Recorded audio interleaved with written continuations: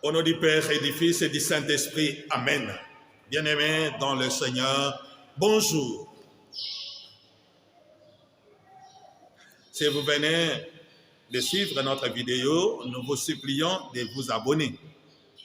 Et si vous êtes déjà abonné, je vous supplie de faire abonner les autres, les frères et sœurs, les membres de la famille. Bien-aimés dans le Seigneur, nous voulons parler aujourd'hui de la prévoyance ou de la provision. Suivez d'abord la lecture biblique. Matthieu, chapitre 25, à partir du verset 1. Nous lisons au nom de Jésus. Voyez ce qui se passera dans le royaume des cieux. 10 jeunes filles ont pris leurs lampes et sont parties à la rencontre du marié. 5 d'entre elles sont des étourdies, mais les 5 autres savent prévoir. Les étourdies ont pris leurs lampes, mais n'ont pas emporté d'huile de réserve, tandis que les prévoyants ont pris en même temps leurs lampes et une réserve d'huile.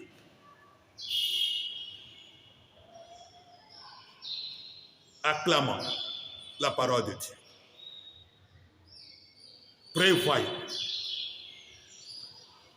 Bien-aimés dans le Seigneur, le monde d'aujourd'hui, le monde que nous vivons actuellement,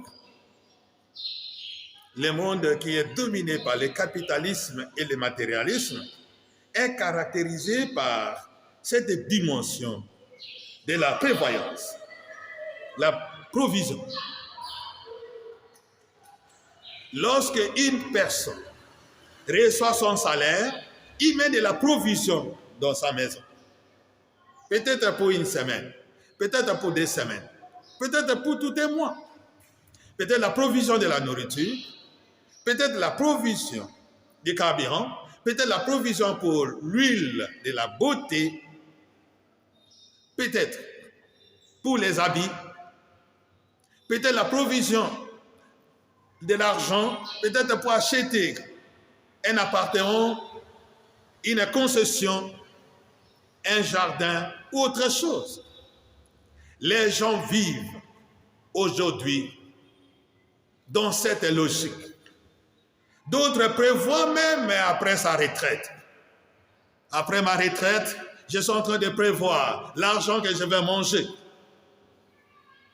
D'autres prévoient l'argent de transport pour aller au travail. Et c'est la vie de chaque jour. Même les gens qui n'ont pas fait la comptabilité, ils sont entrés dans cette logique de la prévoyance et de la provision. Et nous vivons chaque jour. Bien-aimés dans le Seigneur.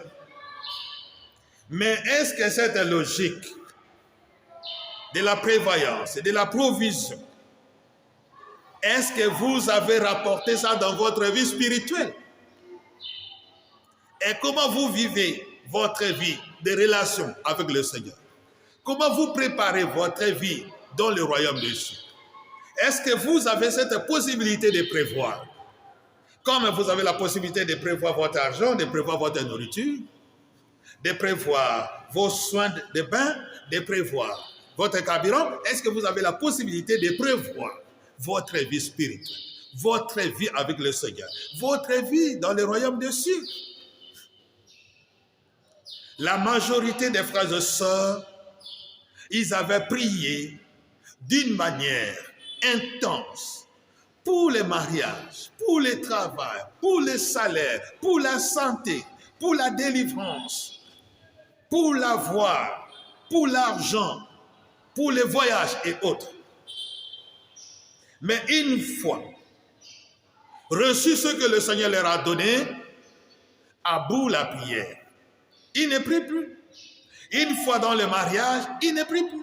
Une fois avoir des enfants, ils ne prient plus. Une fois avoir le travail, ils ne prient plus. C'est le travail qui prend tout le temps.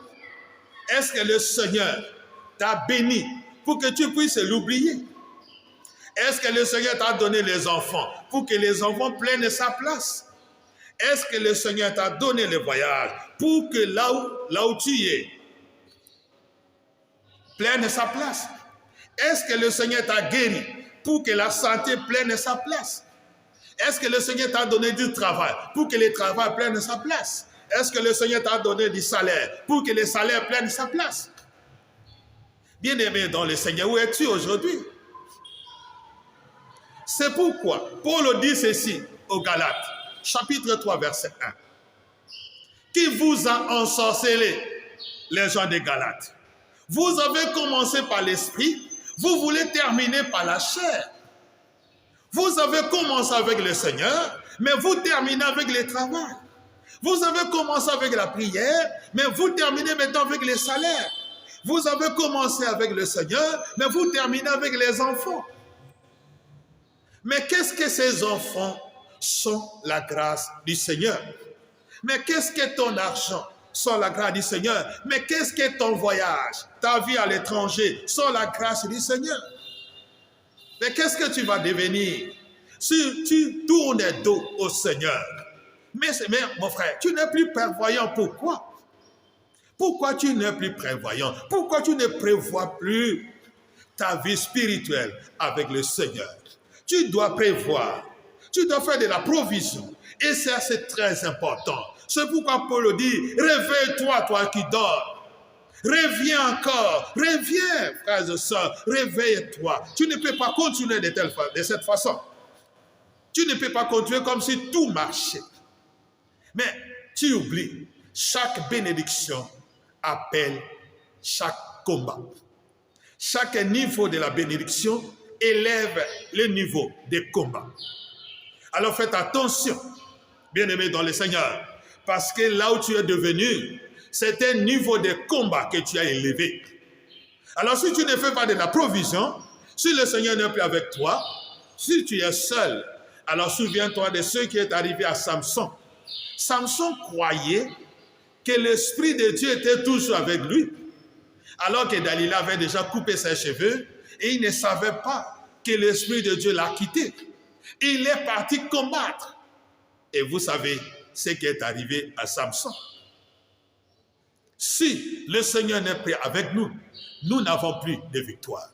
Nous n'avons plus d'assurance. Nous n'avons plus de protection. Nous n'avons plus la vie. Alors réveille-toi, bien-aimé dans le Seigneur. Tu dois continuer comme tu l'as toujours fait. Là où tu t'es arrêté, c'est là où tu dois reprendre.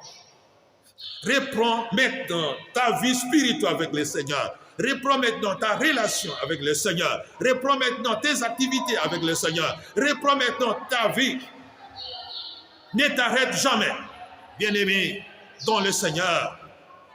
Comme tu le fais dans la vie personnelle, physique, fais de même pour ta vie spirituelle. Ton âme a besoin de toi.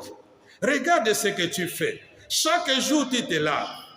Chaque jour, tu appliques la crème et l'huile. Chaque jour, tu te peignes. Chaque jour, tu te coiffes. Chaque jour, tu changes les habits. Chaque jour, tu manges. Tu prends tellement soin de ton corps que ce jour-là, ce corps va vous abandonner. Et vous oubliez de prendre soin de ce qui est éternel pour toi. Bien-aimés dans le Seigneur, lorsque les chrétiens de Saint-Thomas ont décidé de construire leur nouvelle église, Saint-Thomas, c'est une paroisse dans notre doyenné, ici à l'archidiocèse, les ingénieurs, en créant les fondations, comme l'église est construite sur l'ancienne cimetière, ils ont trouvé les eaux. Et dans les eaux, ils ont trouvé de l'or, des grands gourmettes, des grandes gourmettes au cou, sur les mains, sur les pieds. L'or pur. Donc, on avait enterré cet homme avec son or. Mais il n'y a que les eaux qui restent, l'or est toujours là. ils ont vu ça, ils l'ont pris, ils l'ont bien enterré avec son or. Tu prends tellement soin de ton corps, mais tu oublies que le corps va rester. Il faut aussi prendre soin de ton âme, bien-aimé dans le Seigneur. Hein? Ne restez pas dans les illusions. Ne croyez pas que tu es éternel. Ne croyez pas que ce que tu vis maintenant va devenir éternel. Tu vieillis, n'est-ce pas? Mais en vieillissant, prends soin aussi de ton âme. C'est l'âme qui est immortelle. Et s'il est avec le Seigneur, il devient éternel. Que le Seigneur te donne la force de revenir encore, de recommencer ton combat, de ne pas baisser les bras, d'aller de l'avant. Amen. Au nom du Père et du Fils et du Saint-Esprit. Amen.